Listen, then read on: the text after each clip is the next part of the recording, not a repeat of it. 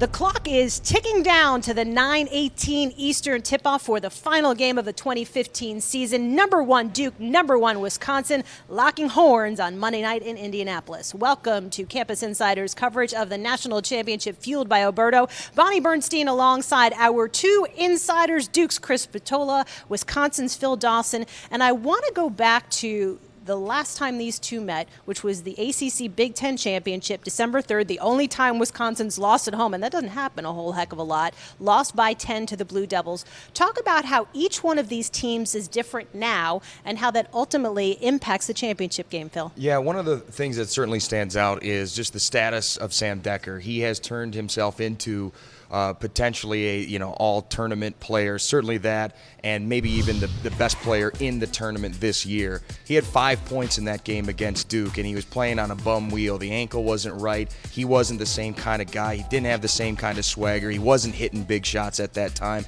and now we know what he's doing. So he's a different player because he's healthy and is taking the initiative to be the best player and throw those dagger threes down. So that's something that certainly is different about this team. And we now have, after that Duke game, the schedule then got into the Big Ten, and they really ran their way through the Big Ten without any problems. But they've been knocking off blue bloods, whether it's North Carolina, Arizona, Kentucky, and now they're looking to knock off another one. So they have the resume built in that says we should be beating these guys too. I won't say anything about the loss in Maryland on the road, but we'll just keep that quiet. But you talk about Decker's three-point shooting. He was 30% throughout the season. He's banging down half of his shots from beyond the arc in the tournament, which is just insane. Chris, when I think about the Blue Devils, simply because it's such a young team, their evolution as a team because of so many of the freshmen, what do you think on that front?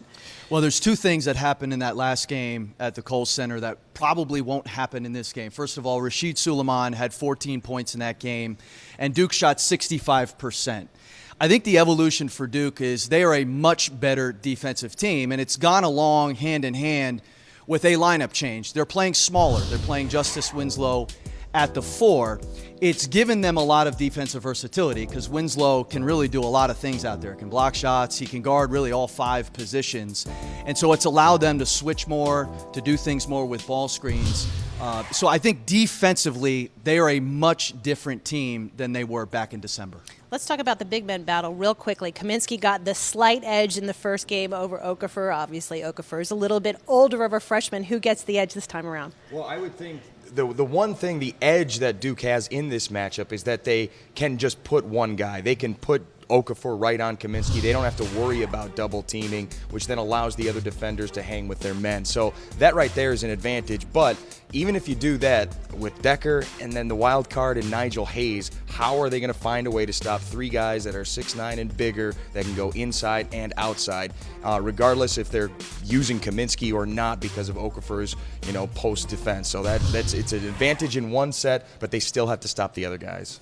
Yeah, I think it's a great question because I think it assumes that it's a one-on-one matchup, which we both know that's not going to be necessarily. That didn't work very well for Michigan State at all. Yeah, it's not going to be the case. I think it all starts with where Okafor catches it. If he catches it deep, he's as tough as anybody to stop. If he's got an angle, he's as tough as anybody. So I think where he catches it, and Frank's going to make it tough on him, but I agree with Phil. I think it comes down to if there's no double, how does Duke create other shots for other guys? We know they've shot it well.